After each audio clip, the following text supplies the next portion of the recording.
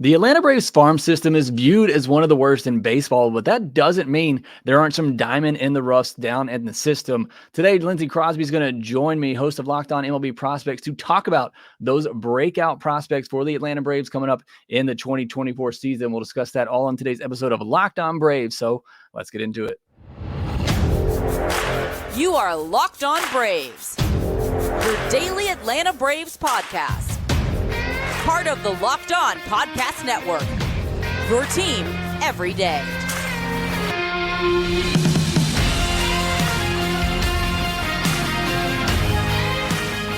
Hey, and welcome back to Locked On Braves, part of Locked On Sports Atlanta, where we cover your favorite Atlanta sports teams each and every day. I am your host, Jake Mastriani. You can follow me on social media at ShortstopBall. Also, make sure you check out my written work over at BravesToday.com. Make sure you follow the podcast on social media at LockedOn_Braves. Send in any questions, comments, or feedback that you have for the podcast. If you're new, watching on YouTube, hit that subscribe button. We're approaching 8,400 subscribers, trying to get to 9K, hopefully 10K by opening day. So if you could and you haven't already, please hit that subscribe button. Also hit that thumbs up button as well, that like button, and it will help get other people involved here at Locked On Braves as well. If you're watching or listening on the audio version, you can leave me a 5-star review. However, you and listen to Locked On Braves, I appreciate all your support here at Locked On Braves. This is coming out Christmas Day, so Merry Christmas to all of you out there. Thank you so much again for your support all season long here at Locked On Braves. Looking forward to a great 2024 with you and getting even more everydayers here, part of the Locked On Braves podcast that we have. It's going to be a good discussion today. I have a Lindsay Crosby joining me from Locked On MLB Prospects. We're really talking about some Braves prospects who could break out in 2024. And I know a lot of people think that this farm system is not very good. And look, it's not. There's not a lot of top-end talent, not a lot of top 100 prospects, but there are some guys coming up and the bottom of this farm system who I think have a chance to really break out in 2024. And I'm really interested to hear what Lindsay has to say and some prospects that he is keeping his eye on. So we go ahead and bring in Lindsay. Lindsay, thanks so much for joining me. Really excited to hear what you have to say on this topic with the Braves prospects, because I think a lot of people sleep on this system, especially some guys at the bottom. Yeah, and this is a system that you don't need as much from as most teams do. I mean, Atlanta has every single defensive position locked up for at least 3 or more years, if not 5 or 6.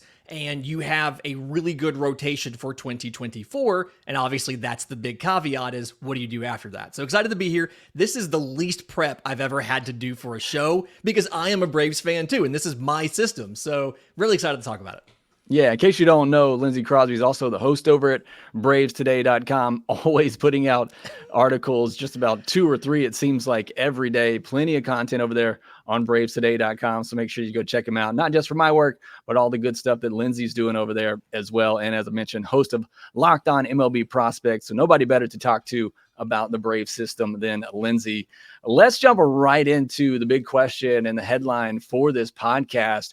Who are some unknown prospects? And when I say unknown, prospects outside of the top 10 and mostly at the lower levels. Who are some prospects in this system that you think could break out in 2024? Maybe jump into that top 10 in the Braves farm system rankings. So a guy that I'm watching, just based on how I know Atlanta can improve pitchers, is Garrett Bowman. Higher pick last year, but 6'8", 240, absolutely big boy. And when you watch what he does on the mound, he's not using almost any of that size, right? It's a very, very long arm action. He doesn't have a lot of biomechanical smoothness from the upper to the lower half. And so, he's getting into the low 90s. He's throwing enough strikes, but he's doing that with virtually just the entire arm. It's a clean arm action. Atlanta likes clean arm actions, but I trust the Braves to be able to get more efficiency in that delivery and get the biomechanical change. It's a fastball changeup combination now, which it's weird to see a prep draftee with a great changeup. The slider got better in just a little bit that we saw last year. He started throwing a little bit harder. We know Atlanta likes the gyro sliders. And so I don't necessarily know if he'll ever get into like the top 3 or top 5, but top 10 seems to me to be a very real possibility, because I trust Atlanta to get some more velocity, get him up to consistently a 95 or 96. The improve that slider, again, make it harder. Maybe it's more of a cutter when they're done with it. And then the changeup that tunnels really well with that fastball, it's going to work really well at the lower levels. Changeups always do. The question will be in 25, what does it look like when he's in the upper minors with that 3-pitch combination? Yeah, that's one I had written down on my list as well. I told Lindsay coming in, I probably had a list of 5, 6 names, maybe Same. 7, I think, on here that are just, I think, I'm really excited about. And Garrett was definitely one of those. Just the size. You look at a kid like that. I mean, and there's just so much that you can dream on.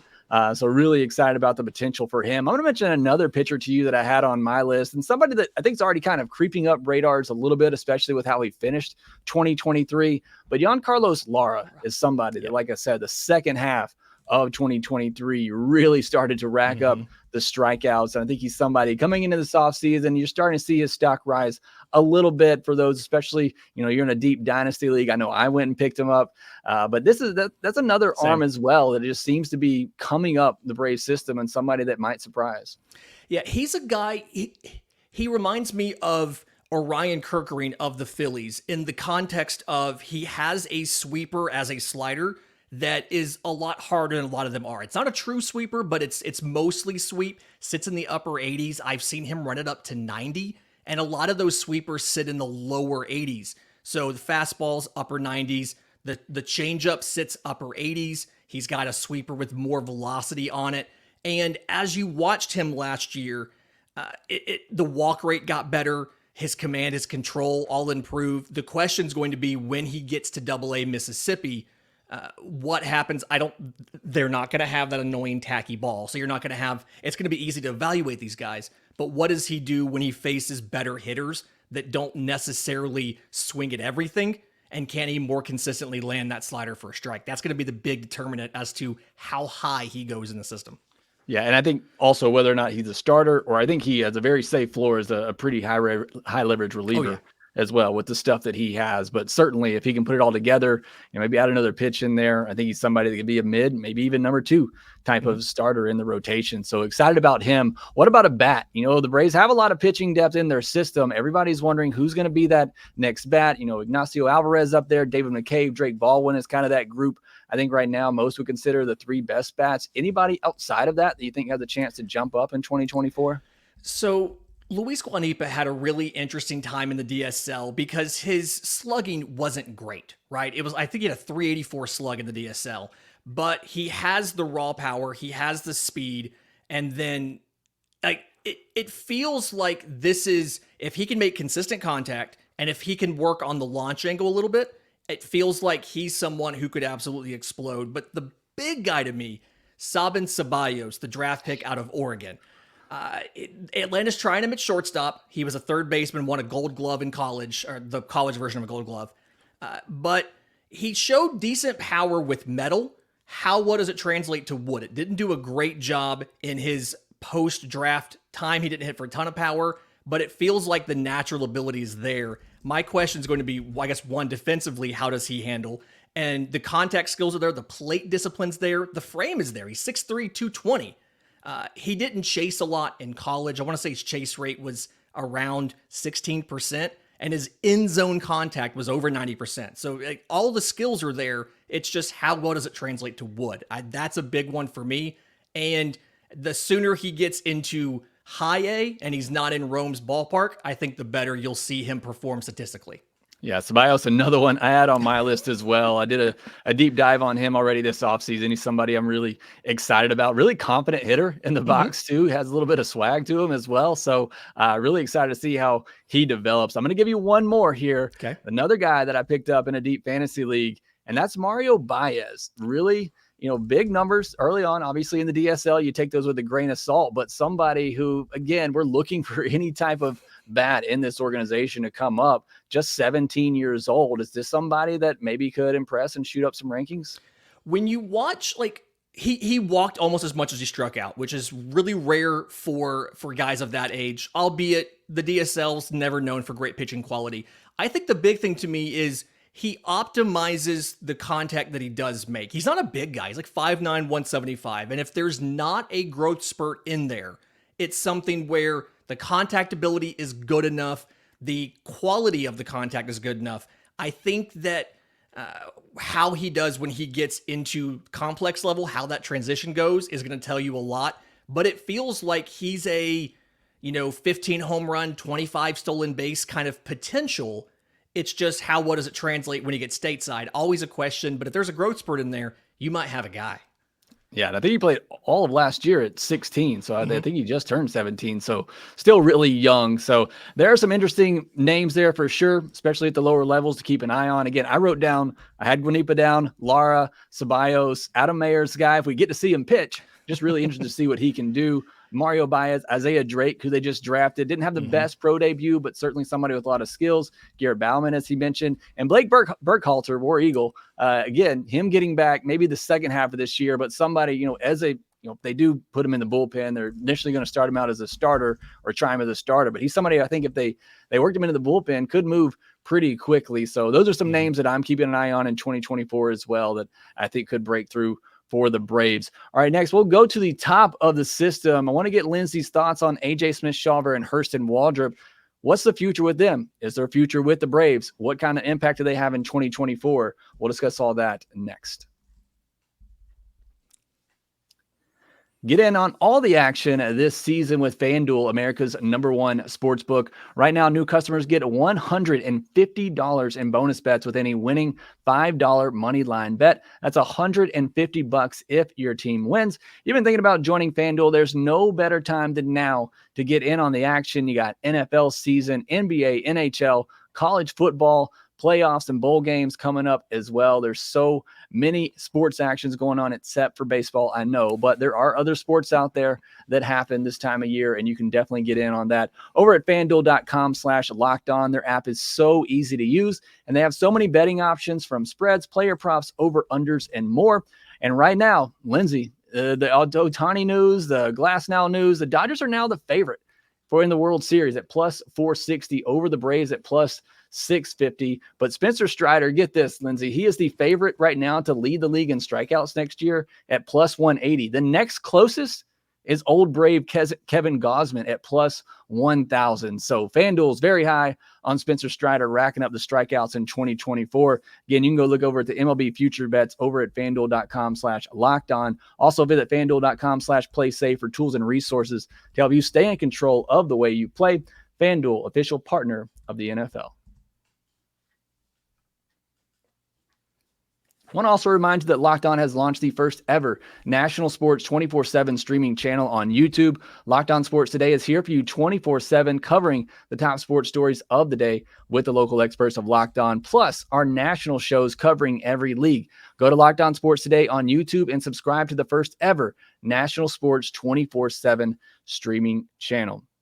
All right, Lindsay, let's jump back into the prospect talk here. And because you edit all of my articles, I've probably written at least 10 this offseason talking about the future of this Braves rotation. As you mentioned at the top, prospect-wise, the Braves don't really have to worry about having a great farm system because position players are locked up. But if there is one thing that they desperately need, it is starting pitching. After this season, if Max Fried is gone, Charlie Morton is gone, there's a lot of question marks behind Spencer Strider. They're going to need some players to step up in the rotation. And that's what I've talked about on the podcast last Wednesday, is who is going to step up, and I wrote an article about it on Braves Today as well. I think there's 6 guys in particular that have the ability to step up in 2024 and submit a spot in the rotation. But just looking at prospects, the two everybody points to, AJ Smith-Shawver, Hurston Waldrep. And I'm going to ask you the questions that I've asked my followers and people have asked, or listeners, and people have asked me. If you were going to trade one of them, which one would you rather trade?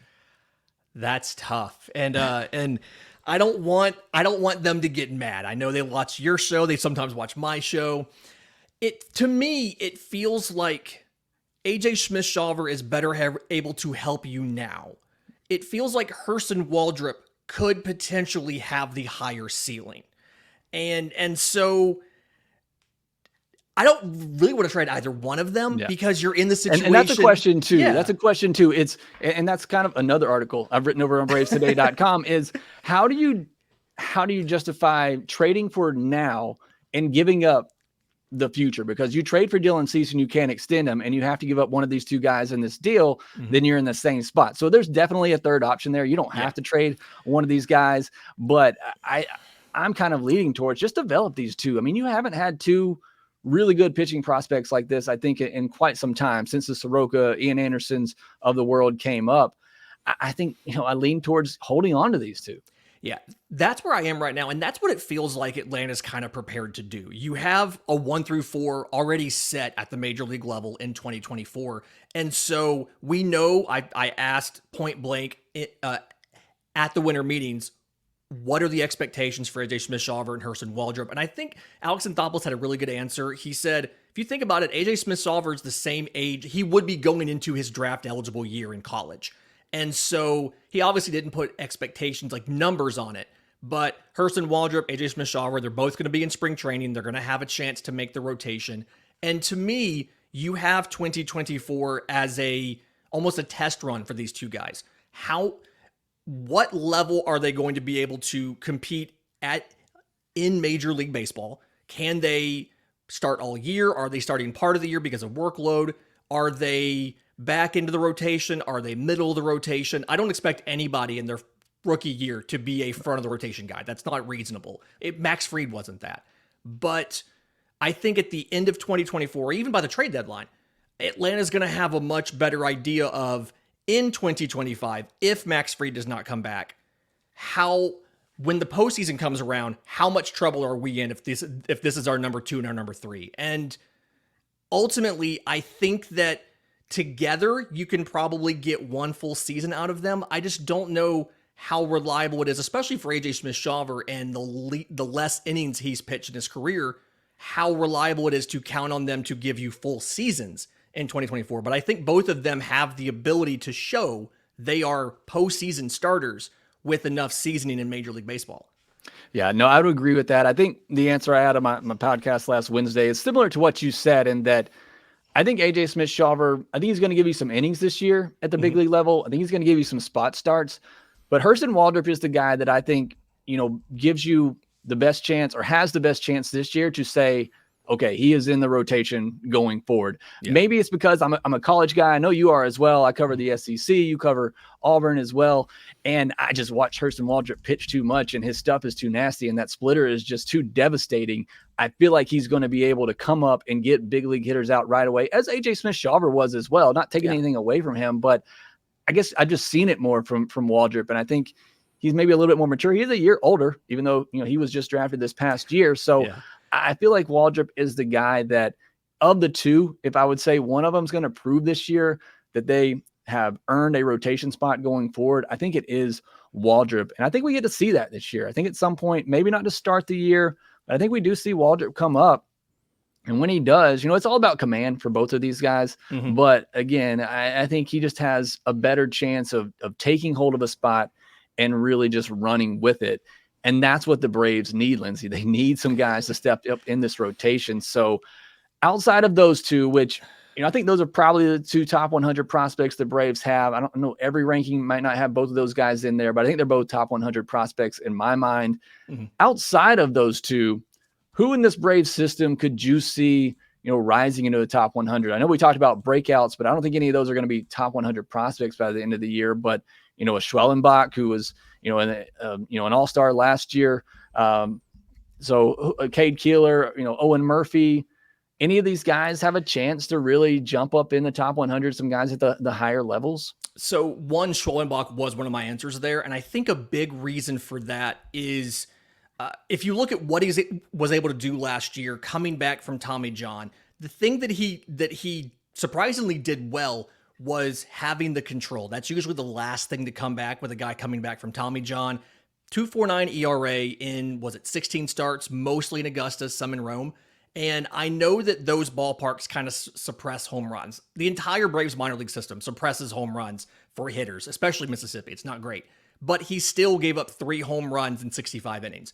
And to me, the quality of the stuff for Schwellenbach tells me that he should be able to, provided he can more consistently land the fastball for a strike and get ahead in the count, he should be able to show multiple tools where I am a top 100 prospect. So I'm high on him. Lucas Braun is a guy that I'm a little bit hesitant on because of his size. He's not the biggest guy in the world, but when you look at what he did after the draft, just how many innings he went out and pitched. He was second in strikeouts among 2023 draftees, behind only Hurston Waldrep. It's somebody, they obviously have a lot of faith and a lot of belief in him. I don't know if he'll be able to do enough to get into the top 100, but I think he's going to come up into the conversation for the Braves of that top 10. And it's just the question of, with the frame being a little bit smaller, what's the overall ceiling and workload expectations for a guy like that?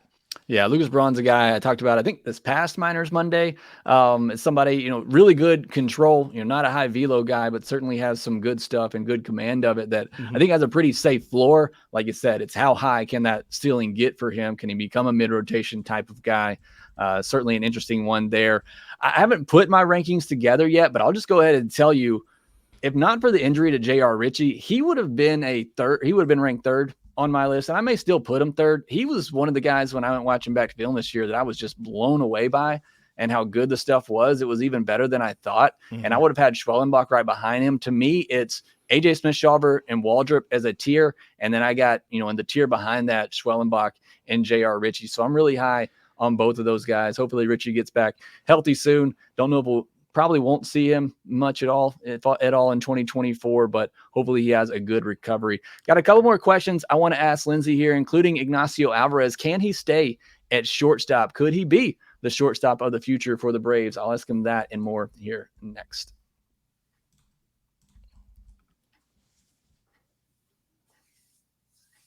Want to remind you one more time that Locked On has launched the first ever national sports 24/7 streaming channel on YouTube. Locked On Sports Today is here for you 24/7, covering the top sports stories of the day with the local experts of Locked On, plus our national shows covering every league. Go to Locked On Sports Today on YouTube and subscribe to the first ever national sports 24/7 streaming channel. All right, Lindsay, getting back into our discussion here of Braves prospects, kind of teased it there a second ago. Ignasio Alvarez, he's somebody, I got his rookie card over here behind me somewhere. He's one of my favorite players in the system. Just kind of got attached to him last year and I've kind of been riding that wave. I love the hit tool. Obviously, you need to see a little bit more power out of him. Braves have been playing him at shortstop. I'll be honest, and I haven't watched a ton of video on him, but the games I've watched, I just don't see him as a shortstop. But you look at the guys who do watch him every game, and the coaches talk about him and talk about his good hands, and I do see some good quick hands there. It's really the range for me. I think the arm's fine. It's really much more so the range. But as you look at the position players at the big league level, we talked about in every position pretty much being locked up, shortstop is one that you kind of have some question about going forward. Orlando Arcia is fine. I think he's going to be, a serviceable league average type of shortstop, but the Braves don't have that future shortstop right now in the system, in my mind. Ambioris Taveras really struggling with the bat. Alvarez is the one that if he can stay at shortstop, I think he has that chance and that opportunity to be the shortstop of the future. And I think that's kind of why you see them talk to Seven Ceballos about, we're going to have you try to go from third back to shortstop and see how that works. I kind of agree with you on Alvarez. When he gets to a ball, he's going to make the play, right? He's reliable hands. The arm can make all the throws. It's just, can he get to the ball? That's the question. And in this age of no defensive shifts, there's only so much you can do from a positioning perspective to mitigate the lack of range. Now, having a guy like Austin Riley next to you can help with that somewhat as well. People inside the system, inside the organization, they're high on his ability to take shortstop. Most folks I talk to from outside the organization are not. And so I think it's going to be really big in 2024 to kind of get the answer to that question. But a lot of mock drafts that we see have Atlanta going out and taking a shortstop in the first round for the reason you mentioned. There's not really a slam dunk shortstop prospect that you can feel good about in this system. And I've seen prep shortstops. I've seen college shortstops. It's all going to come down to how well do Ceballos and Alvarez do it short this year. And for both of them, I think that they're going to be fine, but I don't think either one of them is going to end up being a plus defender there. And so it's going to be hard to eventually think of, we can move on from the average shortstop we have to plug in an average shortstop. Yeah, and really the question. You kind of, with Dansby Swanson, it was somebody who struggled early on in his career, but then really came on late and was always just kind of that winning player. But the Braves just are still kind of been looking for that guy to kind of take over. And Arcia, an all-star last year for certain, but I don't think that's what many people think he's going to be long term. And he's a guy that I just feel like, he makes the plays at shortstop. It's an above average arm. It's not great range, but as we talked about with Alvarez, somebody who's going to make the plays. And you're hoping Vaughn Grissom was going to turn into that and maybe be the future shortstop. I don't think that's the case. He's playing third base and left field right now in the Puerto Rican League, trying to, new positions there. So that would kind of lead you to believe that shortstop isn't really his future. And the Braves weren't as encouraged by his defense this past year, but there's just not that obvious shortstop right now in the system for the Braves.